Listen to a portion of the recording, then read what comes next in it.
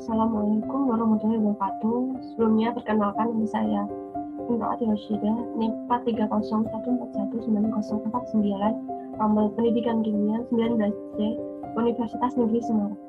Pada hari ini saya akan membahas beberapa subbab dalam materi kesetimbangan dalam sel elektrokimia. Di sini ada beberapa subbab yang akan kita bahas. Yang pertama ada definisi, lalu yang kedua ada diagram sel, yang ketiga ada energi Gibbs dan potensial sel, dan yang keempat ada persamaan Nernst. Langsung saja kita masuk ke pembahasan yang pertama, yaitu definisi sel elektrokimia. Definisi sel elektrokimia. Apa itu sel elektrokimia? Sel elektrokimia adalah suatu sel yang disusun untuk mengubah energi kimia menjadi energi listrik atau sebaliknya. Sel elektrokimia dibangun dari dua setengah sel yang masing-masing dihubungkan oleh sebuah sirkuit listrik luar sebagai sambungan listrik dan jembatan garam sebagai koneksi ionik. Setiap sel setengah terdiri dari logam atau elektroda di mana reaksi redoks terjadi yang menetapkan potensi karakteristik pada permukaan logam itu sendiri. Kemudian terdapat contoh dari sel elektrokimia sendiri, yaitu sel kering komersial. Sel kering komersial adalah silinder bersekel dengan dua kuningan yang dihubungkan dengan terminal yang menonjol darinya. Salah satu terminal ini ditandai dengan tanda positif atau plus, sedangkan yang lain ditandai dengan tanda negatif atau minus. Jika dua terminal tersebut dihubungkan ke suatu motor kecil, elektron akan mengalir melalui motor dari kutub negatif menuju ke kutub positif dari sel. Kemudian dihasilkan kerja ke lingkungan.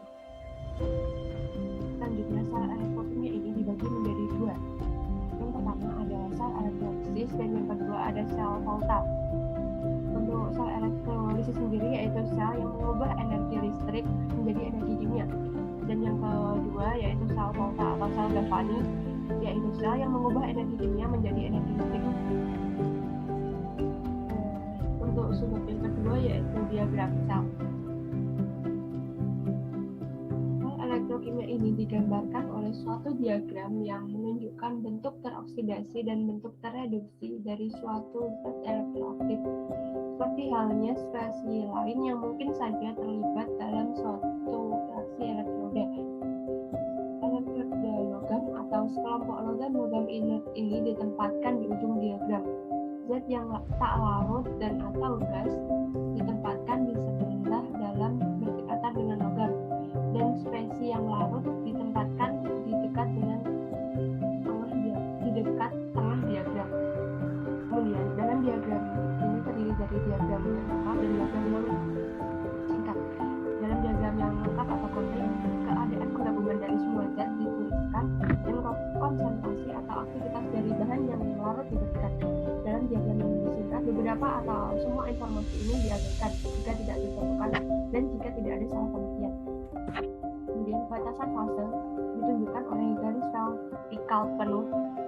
Garis vertikal putus-putus tunggal menunjukkan lompatan antara dua fase cairan yang larut. Garis vertikal putus-putus double menunjukkan lompatan antara dua fase cairan yang larut, yang di situ lompatan potensialnya telah dihilangkan. Suatu jembatan garam seperti akan dijenuhkan dengan KCl sering dipakai antara dua larutan untuk memisahkan lompatan potensial, memisahkan fase larut yang berbeda yang fasenya sama. Berikut ini merupakan contoh dari diagram sel. Yang pertama ini diagram sel yang lengkap, dan yang ini diagram sel yang singkat. Dan juga dengan yang contoh 2 dan contoh 3.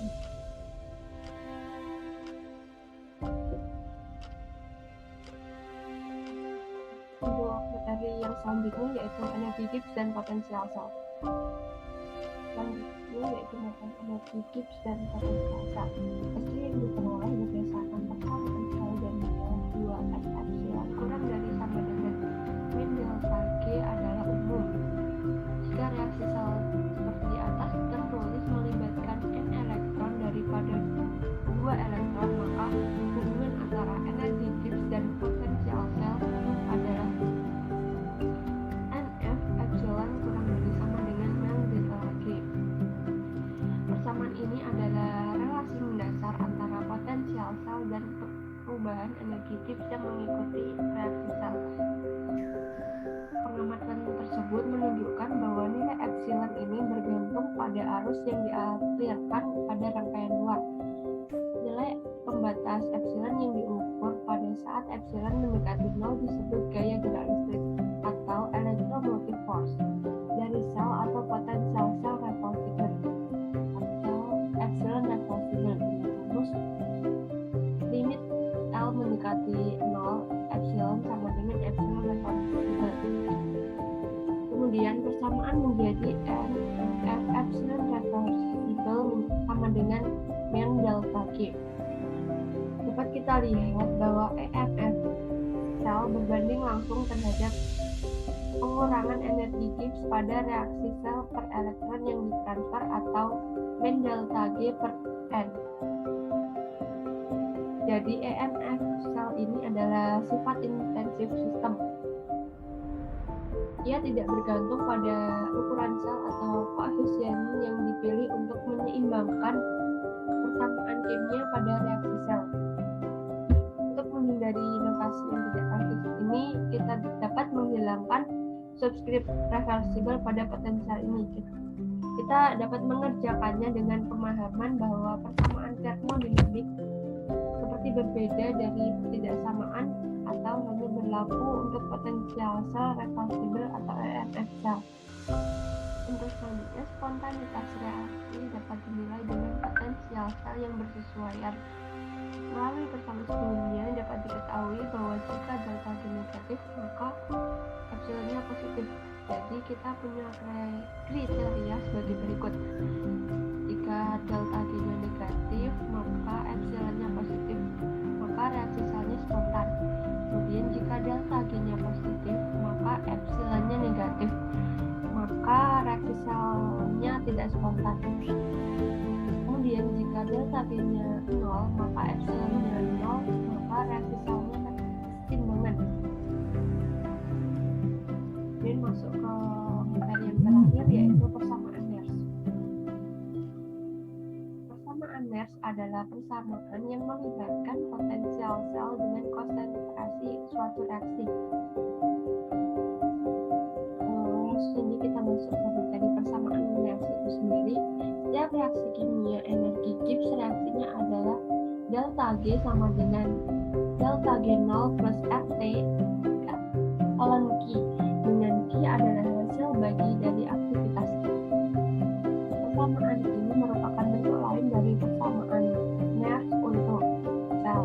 Persamaan Nernst menghubungkan potensial ke standar epsilon 0 dan aktivitas spesies ambil bagian dalam reaksi sel.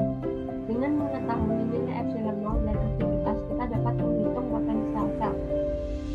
Kemudian dengan mengkombinasikan persamaan energi Gibbs dengan persamaan NF epsilon reversible sama dengan min delta G, dapat kita peroleh persamaan yaitu min NF epsilon sama dengan delta G0 plus RT ln Q. Sehingga potensi standar sel didefinisikan oleh min NF epsilon sama dengan delta G0. Kemudian kita dapat memasukkan nilai delta G0 ini dengan membagi dengan min NF, lalu kita peroleh epsilon sama dengan epsilon 0 min RT per NF ln Q. Kemudian epsilon sama dengan epsilon 0 min 2,303 RT per NF kali log 10 Q. Kemudian didapatkan hasil bahwa epsilon sama dengan epsilon 0 min 0,591